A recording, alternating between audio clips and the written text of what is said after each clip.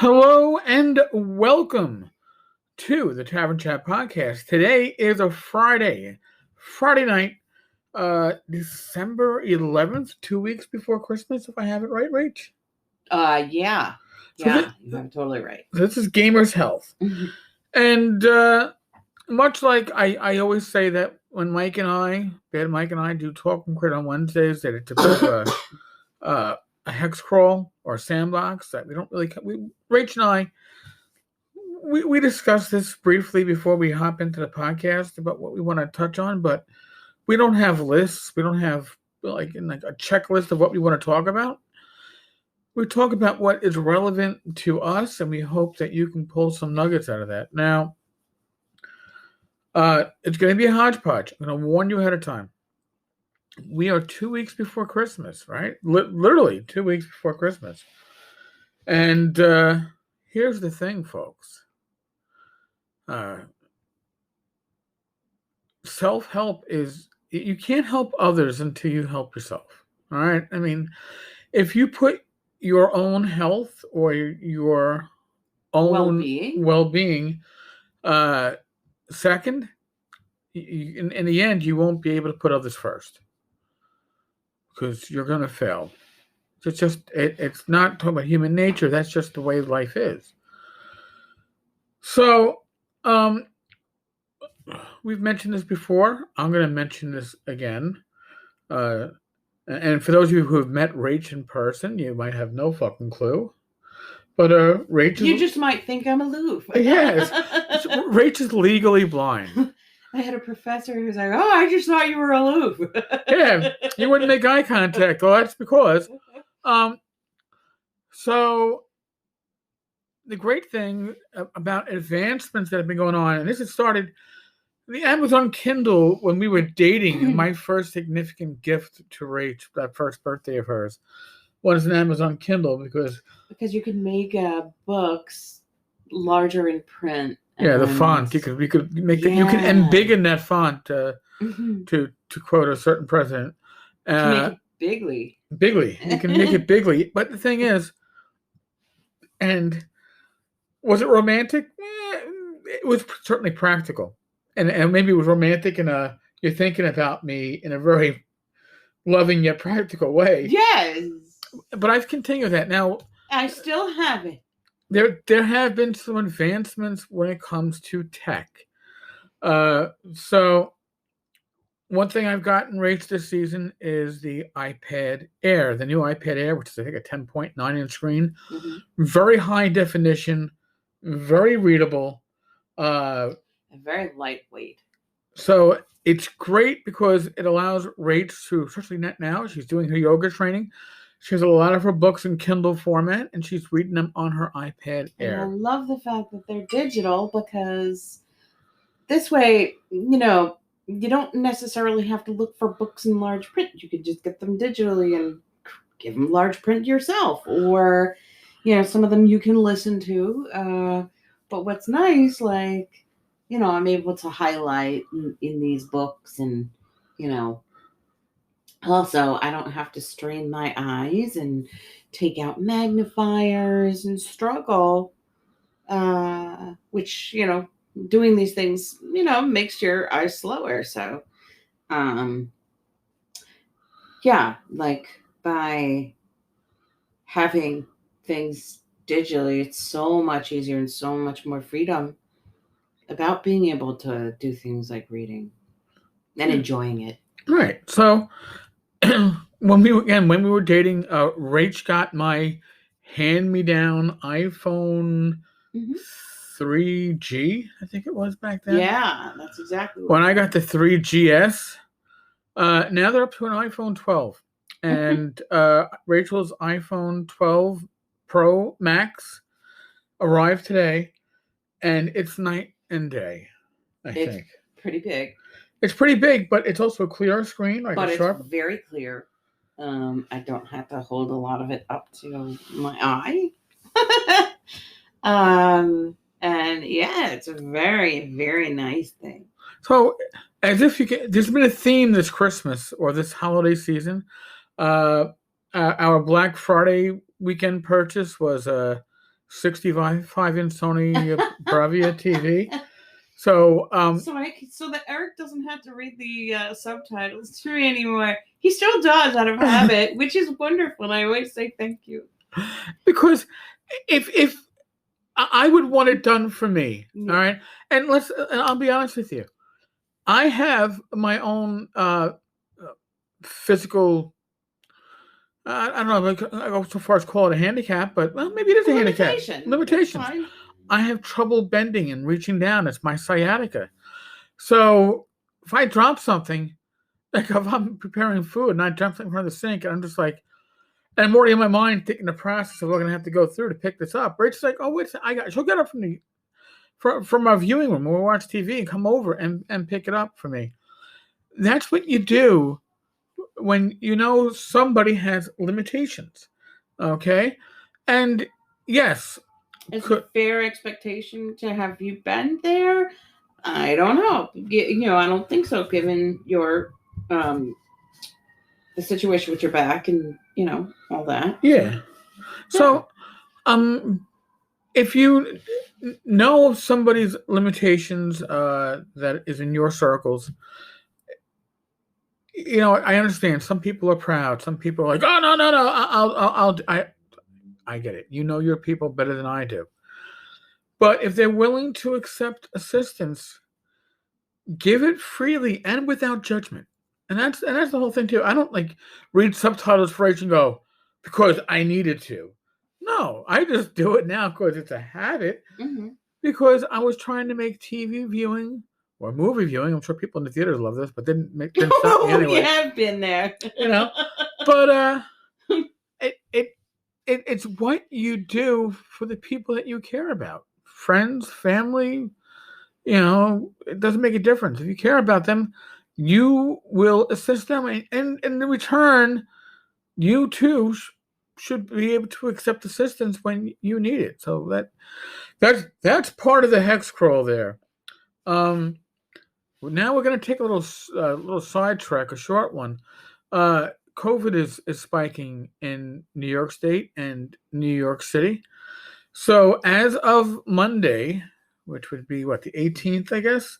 As of Monday, indoor seating, indoor eating at bars, pubs, and restaurants is verboten.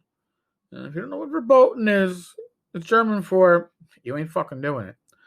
And it's going to be really rough on restaurants and bars in New York City because thing is with bars, you can't obviously go to a bar. You have to invest basically to be able to stay open.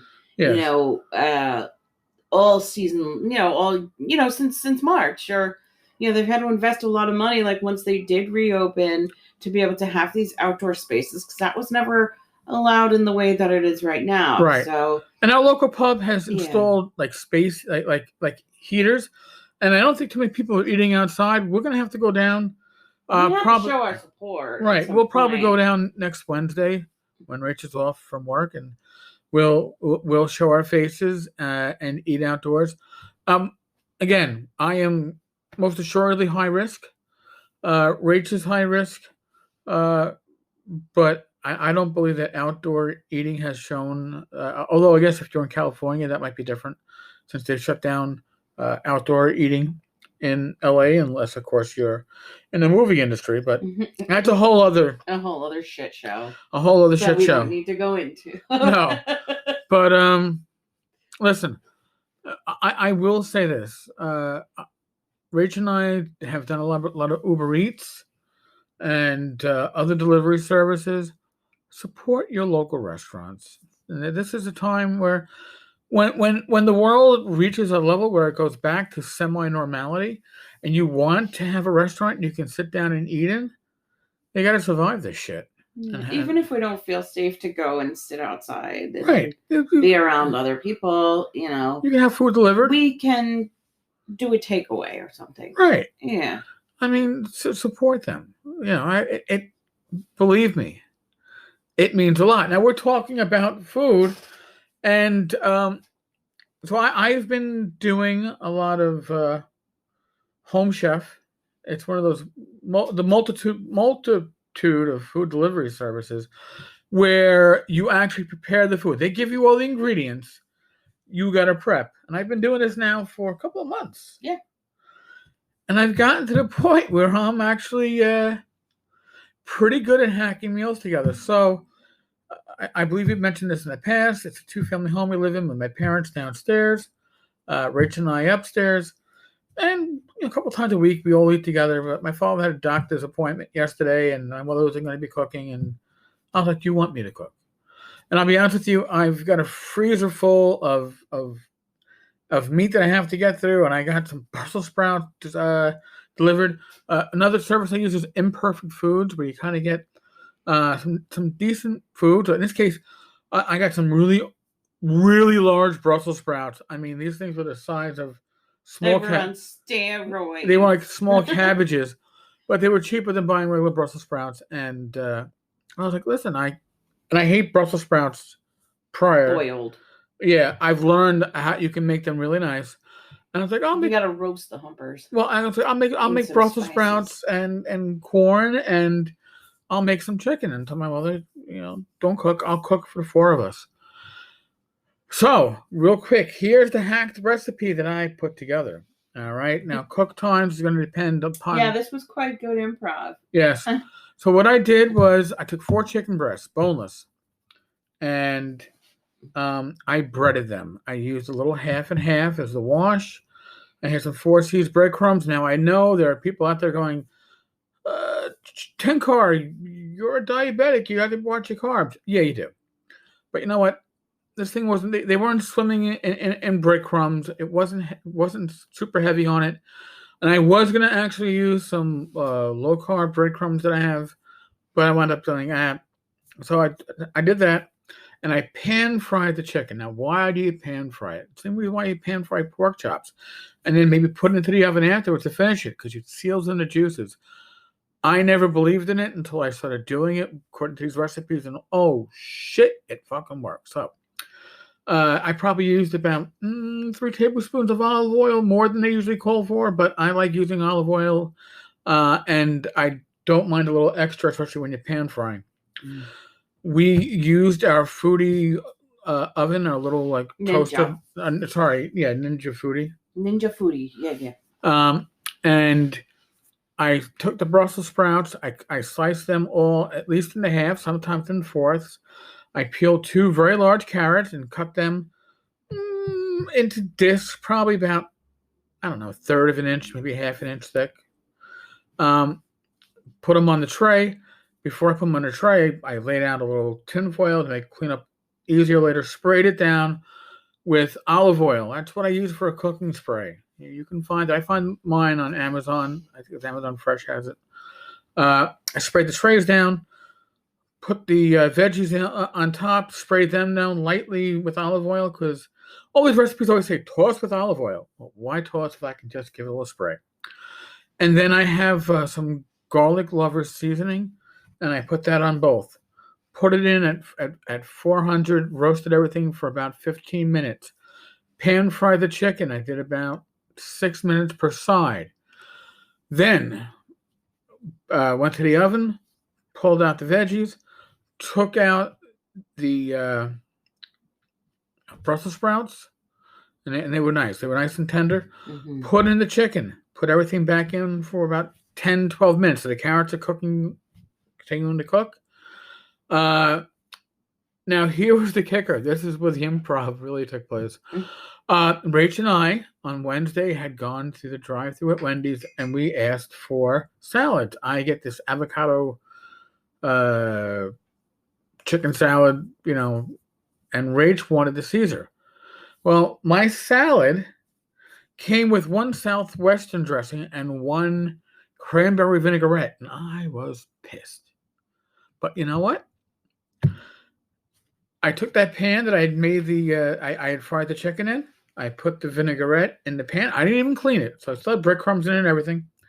And then I took half and half, probably about 1/4 cup, into the hot pan, so everything's strained, and I mixed it in, and I let it cook down a little bit, let it thicken just a little bit, and I topped my chicken when it came out with that cranberry vinaigrette sauce. And you're probably not going to get cranberry vinaigrette in most places. You could probably use a raspberry vinaigrette. I think it'll be awesome. But you know what? The chicken was really good. I mean, it was all really good. Yeah, the chicken was really good and really, really moist and just like fell apart in your fork. But that pop from that sauce was spot on. So don't be afraid to experiment. Honest to God. I mean, keep on top of what you're doing, but you can mix flavors. And you know what? I tasted it with a little bit of extra chicken that I had cooked up. There was some scrap chicken that I had breaded and put in, and I tested my. If the sauce was tasted like crap, I wasn't going to use it.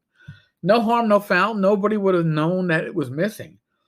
But I was like, oh my God, this is good. Improvise. Now, that did not spike my blood sugar. I was very happy to see that. Or at least no more than a regular meal. Regular meal would. Mm-hmm. Not like me, I don't know, eating Chinese food, even brown rice.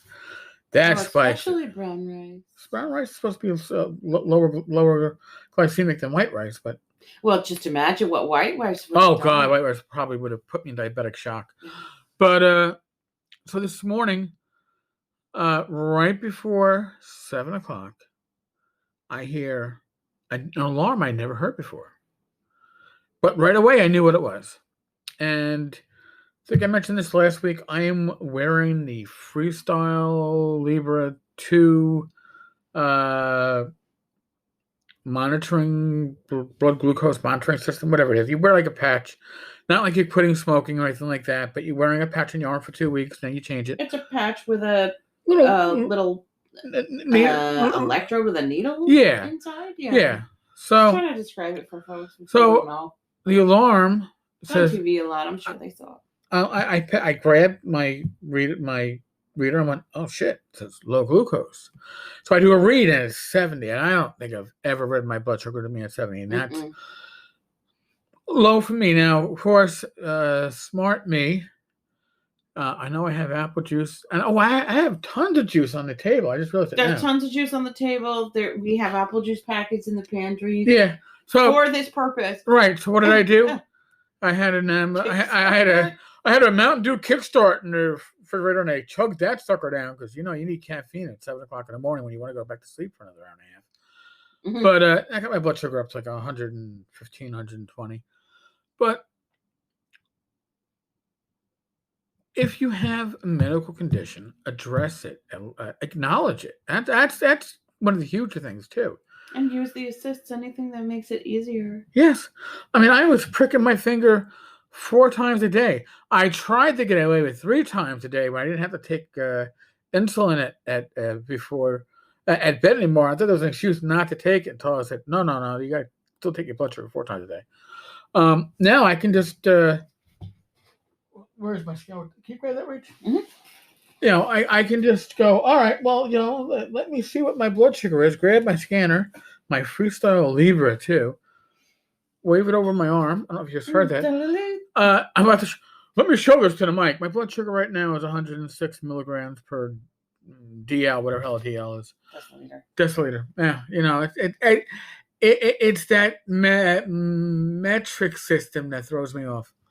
But I just gotta, you gotta keep on top of it. I know human nature is that you want to take your head and put it in the sand and go, nah, I can't hear you. I don't address it. I don't have an issue. And that goes for anything, whether it's your blood sugar, whether it's your weight. If I don't acknowledge it, then it means I'm fine. Or right. If I just white knuckle it through, I'm fine.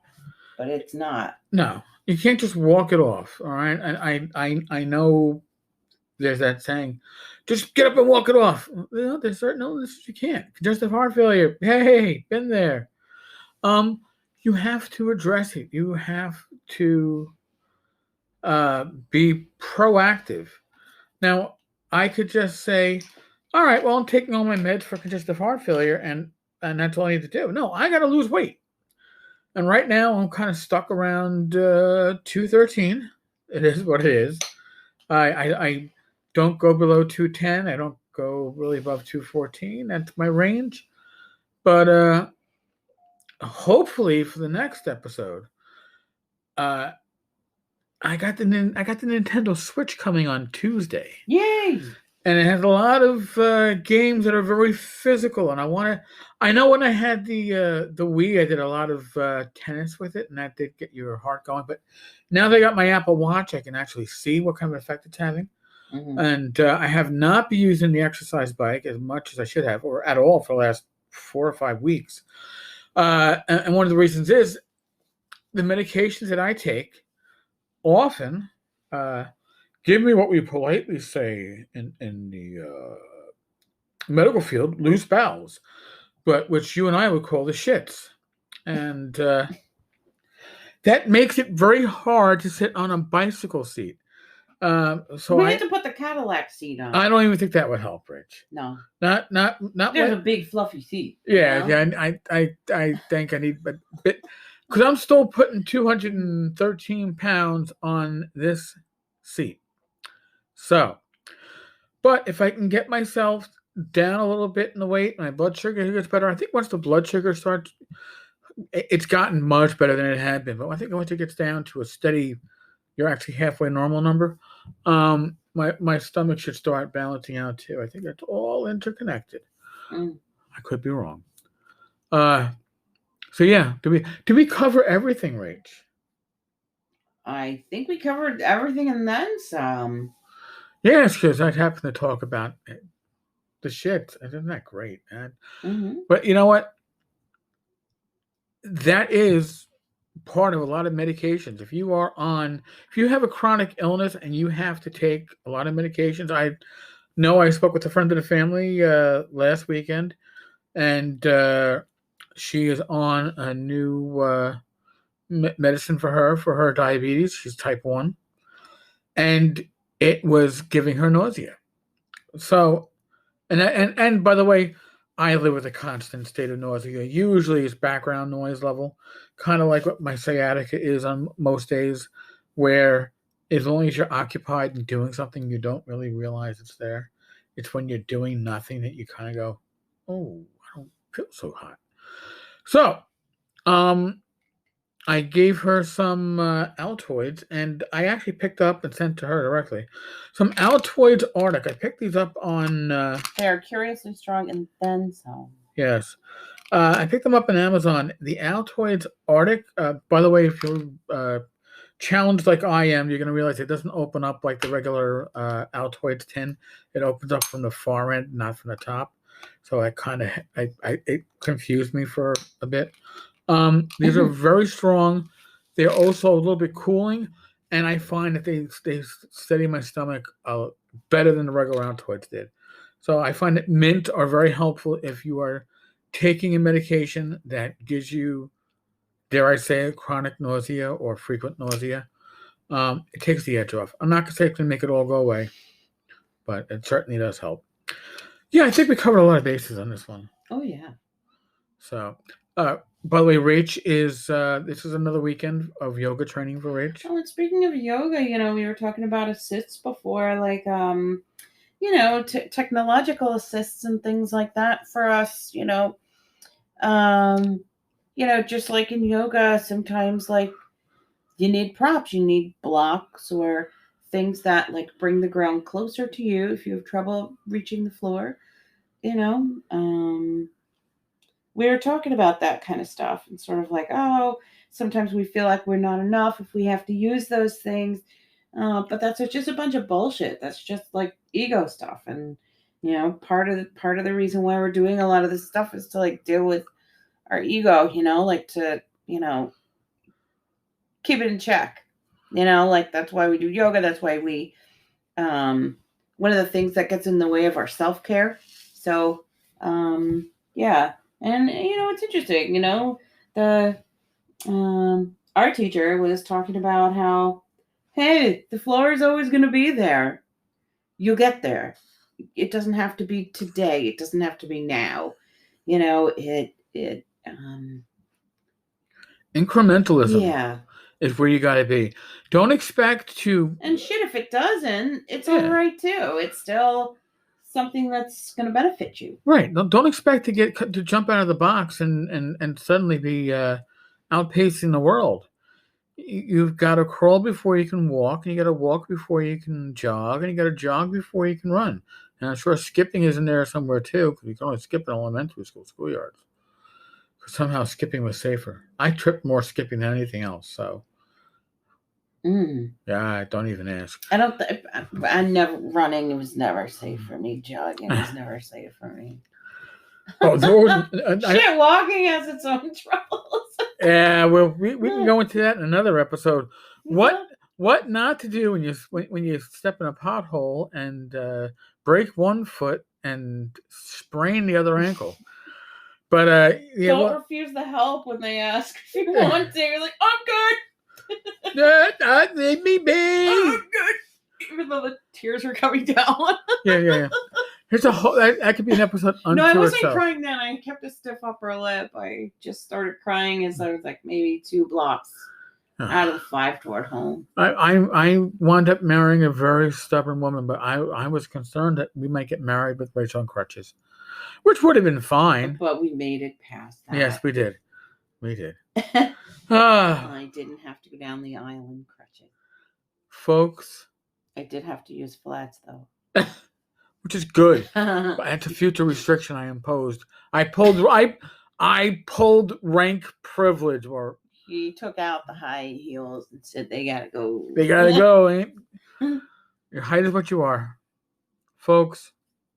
Like we mentioned, we're in a world of the pandemic of COVID.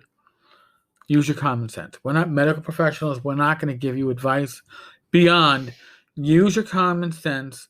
The vast majority of the listeners to this podcast are ages 34 to 59. You're old enough to have some fucking common sense. Use it. All right? I'm not going to argue with you. You're an adult. You make your own decisions in life. But please, for the safety of yourself, your loved ones, your family, your friends, your community, use your common sense.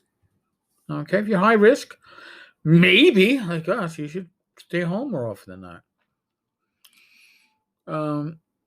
Be safe, be well, God bless. Roll those dice. And for the OSR crowd, OSR Christmas will be kicking off next week. Tentatively, we're going to kick it off on Talking Crit next Wednesday. I guess that's the 15th. And Bad Mike and I are going to give away some shit live on the live stream. So it should be fun. All right, folks. On that note, be safe, be well, God bless, roll those dice. And God willing, I will talk with you all tomorrow. And Rach and I will be back to abuse you more next week. Mm-hmm. And we'll probably be back on Christmas. Well, it might be an earlier episode on Christmas. We might get it out early in the day. We got to talk about Christmas safety, Rach. Oh, yeah. So. Well, maybe probably a recap, right? Yeah, well. What the day was like and how we did it. We'll take care of all that stuff. Yeah. Next week it'll be here's what we plan to do. And then the week after will be so how to go. Rach is rattling her cage right now, just so you know. All right, folks. Before Anchor kicks us off, we're gonna bow out. Stop rattling your cage, Rach. I'll let you out a little bit. And I'll talk with you all tomorrow. Is this like a filing cabinet? It doesn't.